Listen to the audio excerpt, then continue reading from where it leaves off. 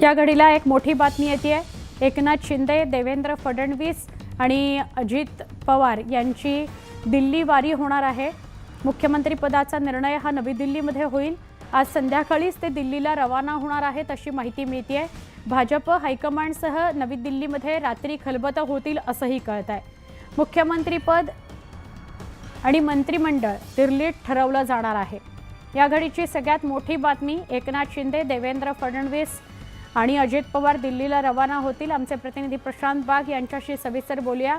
प्रशांत, काय अधिक माहिती? हे अपेक्षितच होतं की दिल्लीत आज किंवा उद्या बैठक होईल आणि पुढच्या गोष्टी फायनल होतील. काय अपडेट?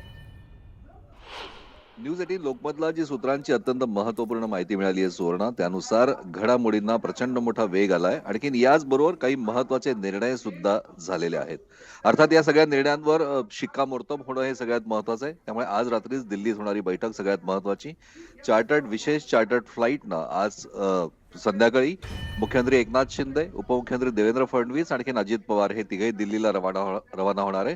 आणि दिल्ली हायकमांड सोबत त्यांची आज रात्रीच ही महत्वपूर्ण बैठक होणार आहे. या बैठकीमध्ये दोन महत्वाचे मुद्दे जे समोर चर्चेत आहेत, जे अजेंडावर आहे. मुख्यमंत्री पदाचा चेहरा कोण आणि याचबरोबर की मंत्रिमंडळाचं खातेवाटप, संभाव्य खातेवाटप हे तिन्ही पक्षांच्या याच्यात कसं जाणार आहे. तर जी माहिती आपल्याला समजते त्यानुसार मुख्यमंत्री पद हे भारतीय जनता पक्षाकडे निश्चित झालंय. अर्थात यावर शिक्कामोर्तब होणं हे सगळ्यात महत्वाचं आहे. ही औपचारिकता आहे शिक्कामोर्तब होण्याची.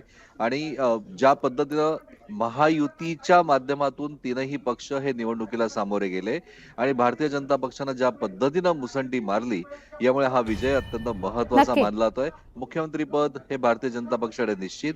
आज रात्री दिल्लीत होणाऱ्या बैठकीमध्ये यावर शिक्कामोर्तब होणार. सुवर्ण, नक्की. धन्यवाद ही माहिती दिल्याबद्दल.